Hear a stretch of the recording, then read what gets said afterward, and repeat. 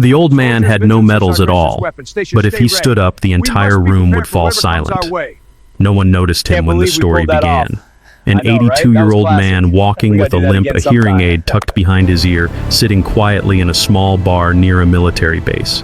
He wore an old jacket, its color long faded, and on the sleeve was a patch so worn and frayed that almost no one could recognize what it once was.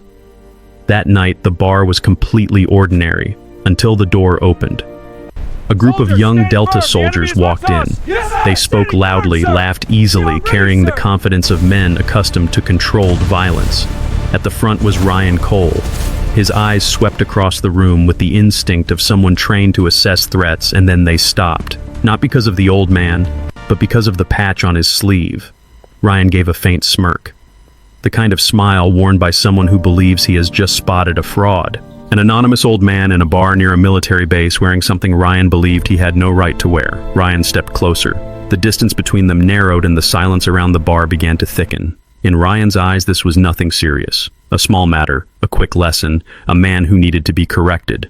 But there was one thing Ryan did not know. There are people who need no introduction. There are patches that are not meant to be displayed, and there are old men who simply by standing up are enough to awaken the history buried inside a room. If you believe that true courage does not live in the sound of gunfire but in the silence of those who have walked through war, subscribe to Brave Veteran Stories so we can preserve the memories and dignity of our quiet heroes. Elliot Shaw sat alone on his familiar stool, the one he had occupied for years. Not because it was special, but because it allowed him not to face anyone. In front of him was his usual drink, the one he always ordered, unchanged, unadorned, without questions. He drank slowly, not to savor it, but out of habit, an action long tied to silent evenings. His aged hands held the glass with an unusual steadiness, neither shaking nor hurried, the same way he had always held on to things in his life, just enough contained, never excessive. Elliot did not seek anyone's gaze, nor did he avoid it. He simply existed there, like part of the bar itself, something no one felt the need to notice. His old jacket hung beside him, the frayed patch resting quietly on the sleeve, neither displayed nor hidden. It was there because it had always been there, like memories Elliot no longer felt the need to explain to anyone. Ryan Cole stood nearby, close enough to see every detail of the jacket. He did not speak right away. That was a habit of men accustomed to observing before acting. Ryan glanced at his teammates, exchanging looks, then turned back to Elliot with an expression that was half curious, half dismissive. When he spoke, his voice sounded almost playful, but sharp enough for others to hear. Drinking alone. Old man Elliot did not turn immediately. He took another sip, set the glass down, then tilted his head just enough to show he had heard. His voice was low, brief, and empty of emotion. Yeah, just one word. Nothing more. No explanation. No small talk. Ryan's mouth curled slightly into a smile. He took half a step closer, enough to make the distance between them no longer accidental. "This place is full of soldiers," Ryan said lightly. "Don't you feel out of place?" Elliot gave a barely noticeable shrug. "I still sit here." The answer carried no challenge and no request for permission. It was simply a fact. Ryan studied him for another second, searching the aged face for a different reaction, confusion, irritation, or at least a desire to explain himself. But Elliot offered none of it. His eyes were calm, neither defiant nor submissive. Behind them, the Delta group chuckled softly. Not loud laughter, not open mockery. It was the kind of laugh shared by people who believe they already understand the story. In their eyes, Elliot was just an old man out of time, a small diversion to pass the evening. A harmless story. Ryan turned back to his teammates as if to confirm that everything was unfolding exactly as he had expected. Then he looked again at Elliot, this time letting his gaze linger longer on the old jacket. "Nice jacket," Ryan said, drawing out the words slightly. "You don't see many like that anymore." Elliot followed Ryan's gaze, looking at the jacket as if noticing it for the first time. He gave a slight nod. "It's old. The patch is old too," Ryan added, his tone edged with casual humor.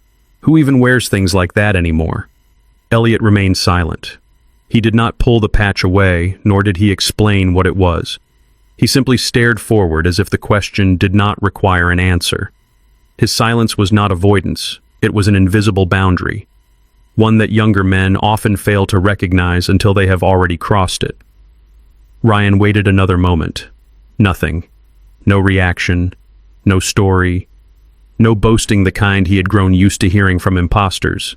It irritated him and amused him at the same time. He let out a small laugh and shook his head. "All right," Ryan said, turning back to his team. "Let the old man be." The Delta group laughed along, a few short, light chuckles enough to seal their judgment of him. An anonymous old man, a side story, not worth their attention. But Elliot remained there, his posture unchanged, his breathing steady. He took another slow sip of his drink just as before. None of them noticed that the silence surrounding him was not empty. It was heavy, and it was waiting. And it was precisely in that moment of being dismissed before the laughter had fully faded that Elliot's silence began to feel unsettling, as if an unanswered question were hanging in the air, suspended in the middle of the room. Ryan stopped circling the issue. He raised his hand and pointed straight at the frayed patch on Elliot's sleeve, his finger lingering there longer than necessary, as if to pin the attention of the entire bar in place.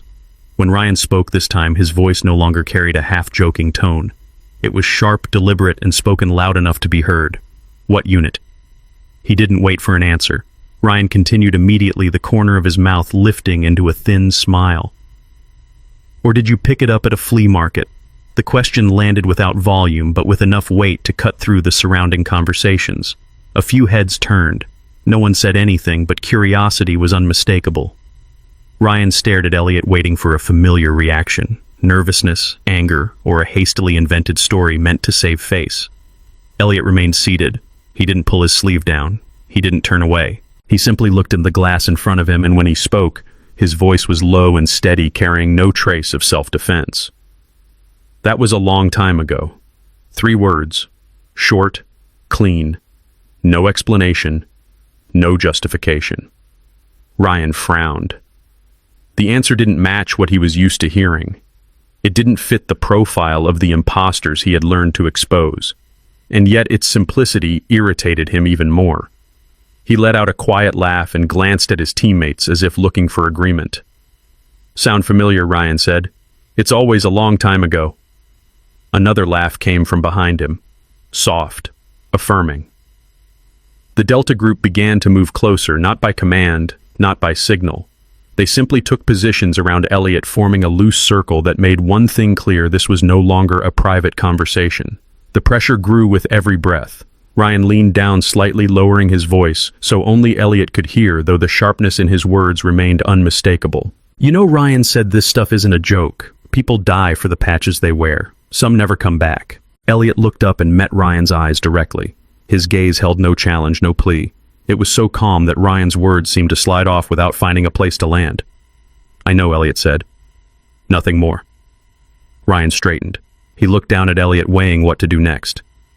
"If you know," Ryan said, his voice rising just enough for those around them to hear, "then you should understand why we don't like seeing things like this turned into a game." One word was spoken, openly, without hesitation: stolen valor. No one in the bar gasped, but the atmosphere shifted immediately. A few people turned fully toward the scene. Others lowered their eyes, unwilling to be involved.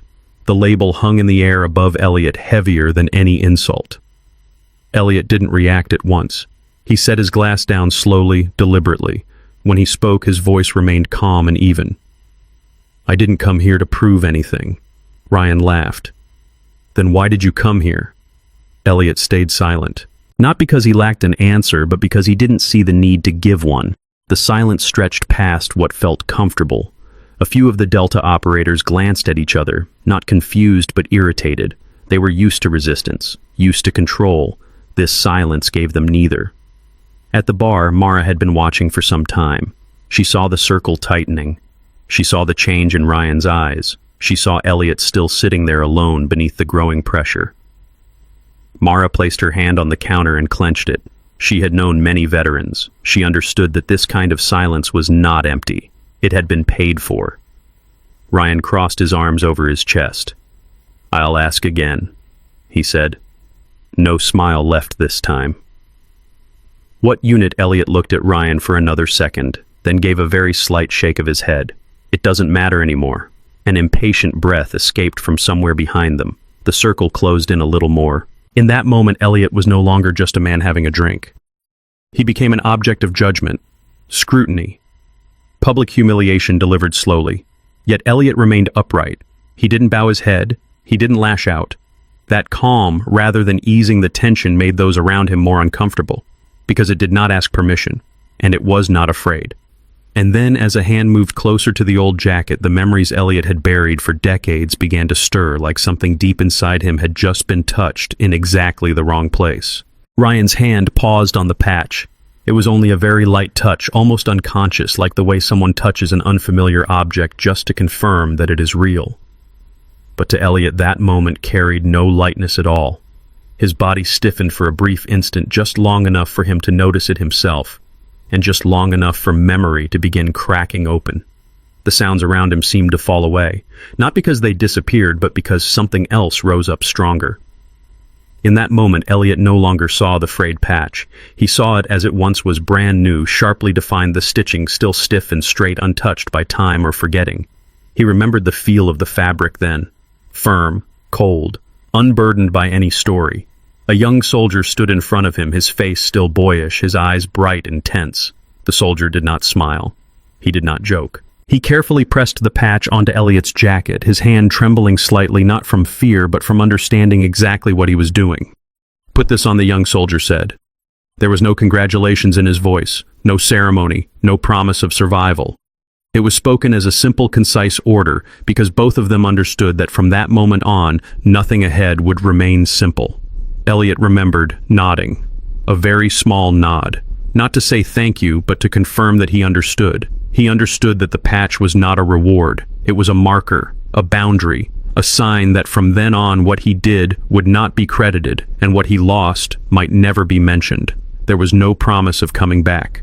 No one said good luck. In that world, luck was not something anyone dared to trust. The young soldier stepped back, looked at Elliot for another second, as if he wanted to say something more, then stopped himself. In the end, he only said quietly, "Let's go." The memory ended there. No scene of glory, no heroic deeds to recount. Only the moment a new patch was placed on a jacket and a man stepped onto a different side of the war. Elliot blinked. The bar returned. The patch on his sleeve was no longer new. It was frayed. Threads had come loose in places. The color had faded. But the sensation of being touched was exactly the same as it had been on the first day. It still carried the weight of things left unsaid. Ryan pulled his hand back, slightly unsettled by Elliot's subtle reaction. "You all right?" Ryan asked, his voice no longer sharp but not quite concerned either. Elliot did not answer right away. He looked down at his sleeve, then raised his eyes to Ryan. His gaze had changed. Not angry, not afraid, deeper, like someone who had just traveled very far and returned to something he had long learned to keep hidden. "I'm fine," Elliot said. His voice was low and even, without emphasis. Ryan studied him for another moment.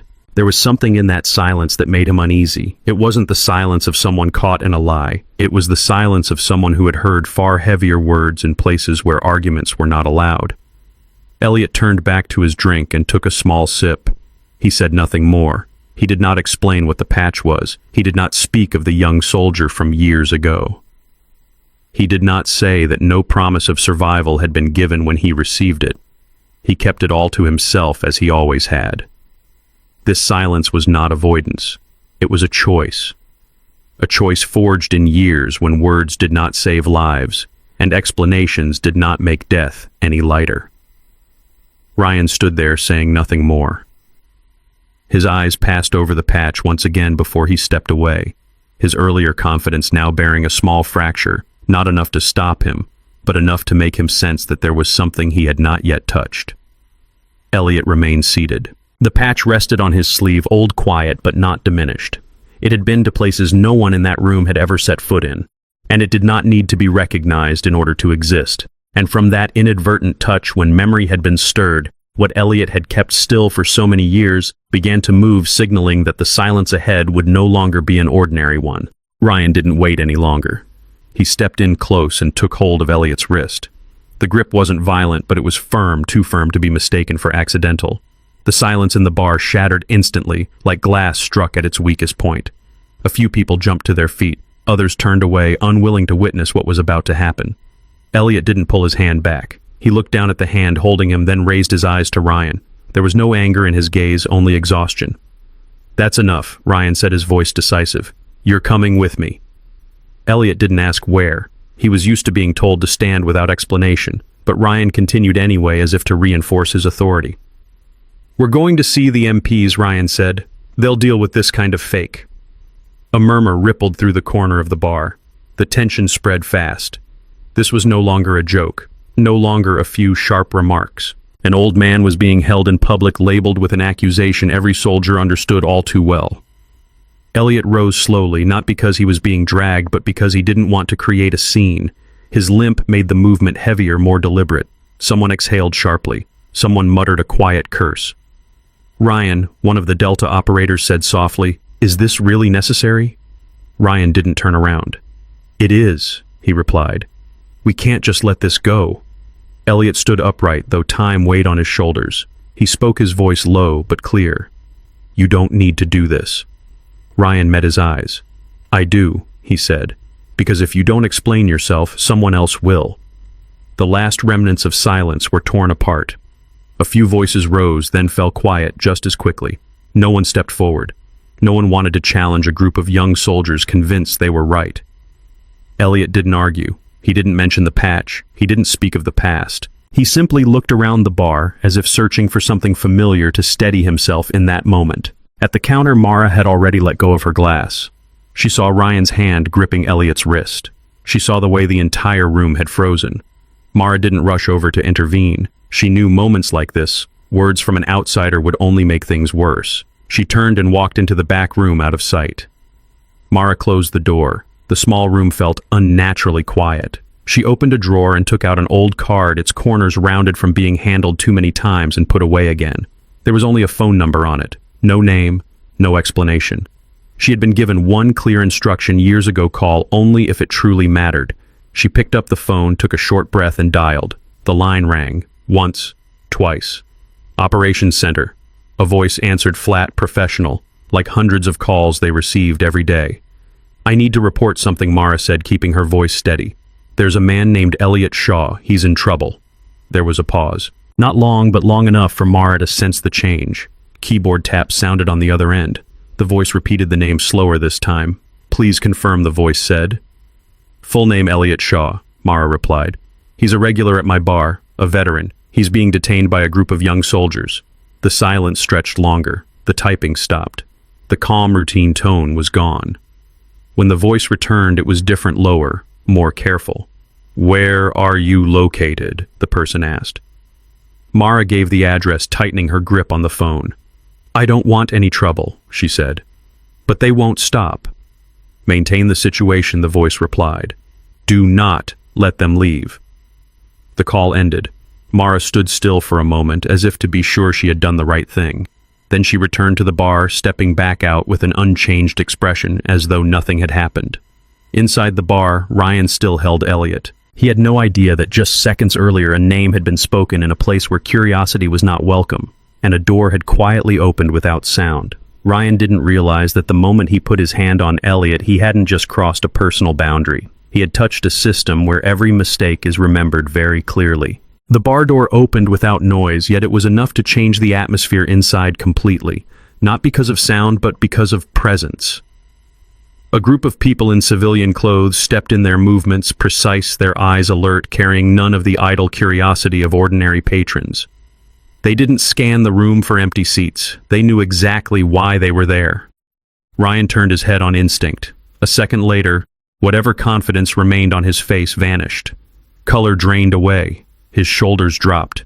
The hand gripping Elliot released almost immediately, as if he had just touched something far hotter than he expected. The man at the front took one step forward. He wasn't in a hurry. He didn't need to be. It was the gait of someone accustomed to everything stopping when he arrives. Jonathan Reed, Colonel. The Delta unit commander Ryan served under. No introduction was necessary. One look was enough. Reed did not glance at Ryan. He did not look at the young soldiers frozen behind him. His gaze went straight to Elliot. It was not a look of scrutiny, not judgment. It was the look of someone regarding something long known. The room fell completely silent. No one dared to move. No one spoke. Those who had been standing around Elliot stepped back half a pace instinctively, as if the space before the old man had suddenly become sacred. Elliot stood there, back straight, arms resting naturally at his sides. He was not surprised, not relieved, not expectant. His face was calm, as though this arrival was not a miracle, but simply the inevitable outcome of events that had gone too far. Jonathan Reed stopped in front of Elliot, close enough not to intrude yet not far enough to avoid. He stood tall, shoulders squared, his movement so precise it made the surrounding onlookers hold their breath. Then he raised his hand and rendered a military salute, unhurried, unembellished, a clean, decisive motion carrying the full weight of rank and history. Shadow 1, Reed said, his voice low and clear, needing no elevation. "It is an honor to see you again, sir." The words dropped into the room like a heavy object. No one there fully understood their meaning, but everyone felt the shift. Ryan stood frozen. He looked at Elliot, then at his commanding officer, his mind unable to keep up with the reality that had just been overturned. The man he had accused of fraud, the man he had grabbed and tried to escort out, was now being saluted with the very honor Ryan had sworn to uphold throughout his career. Elliot looked at Reed. He gave a very slight nod. He did not return the salute. He did not need to. It was the nod of someone accustomed to greetings delivered in places without witnesses. Colonel Elliot said quietly. Reed held the salute for another brief moment, then lowered his hand. He did not turn to Ryan right away. He didn't need to. That single action had already shifted all authority in the room. The young soldiers stood there, uncertain whether to stand at attention or bow their heads, because everything they believed to be certain had just been torn apart. Reed turned halfway, still positioning himself between Elliot and the Delta team. His voice was not loud, but every word landed. "What do you think you're doing?" he asked. No one answered immediately. Ryan opened his mouth, then closed it again. Every explanation suddenly felt small and inadequate. Reed did not wait. He turned back to Elliot, his expression softening slightly. "I apologize for this incident," Reed said. "It should never have happened." Elliot did not reply at once. He looked around the bar, unfamiliar faces, eyes caught between curiosity and shame. Then he looked back at Reed. "It's all right," Elliot said. "They're young." The words neither defended nor condemned. They sounded like a truth tested across generations. Reed nodded slowly, but the silence that followed weighed heavier than any reprimand. Ryan stood behind them, his arms hanging at his sides. For the first time that night, he didn't know where to look. His confidence had vanished, entirely replaced by a cold sensation running down his spine. Not fear, recognition. The realization that some things cannot be measured by age, and that some people should never be touched. Elliot bent down, picked up his old jacket, and slipped it back over his shoulders. The frayed patch rested on his sleeve unchanged, but no one dared look at it the same way anymore. It required no explanation. Jonathan Reed's presence had done that for every word that was left unsaid. The balance of power in the room had been completely reversed. No orders were given, no voices were raised. All it took was a salute delivered in the right place. And as the silence settled, what remained was no longer tension, but a larger question waiting to be spoken. A question about who in the end needed to learn how to stand in their proper place. Colonel Jonathan Reed stood at the center of the room, yet his voice carried as if it did not need to claim the space. He spoke without anger, without raising his tone to assert dominance. Each sentence was delivered slowly, precisely like markers on a timeline long committed to memory. "What you see here," Reed said, his hand angling slightly toward Elliot, "is an old man in a worn jacket." He paused for a brief moment, just long enough for those around him to understand that the sentence was not finished. "What I see," Reed continued, "is the man who held a critical position in a battle no one else could have held." Ryan lifted his head on instinct. His eyes widened. Reed did not look at him, but the words seemed aimed directly at everything Ryan had believed just moments before. He stayed. Reed went on when others couldn't, not because he was ordered to, but because if he had left, that entire flank would have collapsed. No one interrupted. No one questioned it. Reed's voice required no proof. It carried the kind of authority born from reports that never appear in ordinary records. Reed took half a step toward Elliot, still maintaining a respectful distance. "You are using combat techniques," he built, Reed said. "The movements you practice every day. The reflexes that have saved your lives out there." Ryan swallowed hard.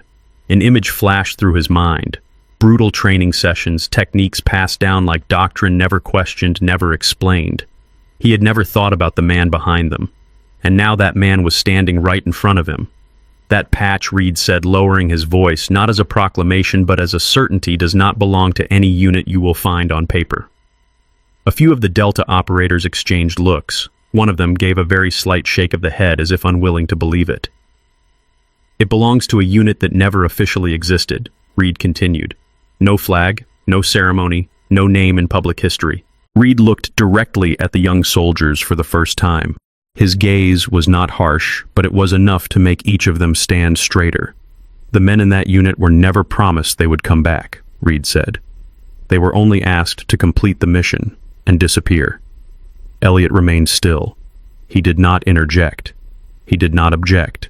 He did not nod in confirmation. Everything Reed spoke was to him simply fragments of memory rearranged through another man's voice. Reed turned back to face Elliot. His tone softened, yet lost none of its gravity. There are names, Reed said, that are never carved into stone, never read aloud at memorials. But without those names, the people standing here today would not be here at all. Ryan felt his knees weaken, not from fear but from a belated realization crashing down on him. He had not merely insulted an old man. He had stood before a piece of history upon which his own unit had been built. Reed took a short breath. Then he delivered the final line, not loudly, but with enough weight to carve itself into the memory of everyone present. "It is an honor to see you again," Reed said slowly and clearly. Shadow 1. The room seemed to freeze. No one laughed. No one whispered. Ryan lowered his head, both hands clenched tight. His teammates stood motionless, their eyes hollow. The pride they had carried moments earlier collapsed completely, leaving behind a cold emptiness. Elliot looked at Reed. He did not smile. He did not react strongly. He only gave a very slight nod, just as he had done many years before, when accepting missions that came with no promises. Colonel Elliot said, "One word," yet it carried the mutual recognition shared by those who understand the cost of silence. Ryan no longer dared to lift his head. He realized that no apology could ever be large enough to repay what had just occurred. Some mistakes cannot be fixed with words, they can only be remembered, so they are never repeated. The identity had been spoken, not to glorify, but to restore everything to its rightful place. And when that name was finally said, what remained was not the shame of the young men, but a question they would carry for the rest of their lives: how to become worthy of those who came before them in silence. In the days that followed, the young Delta unit vanished from the operational roster. No announcement, no public explanation.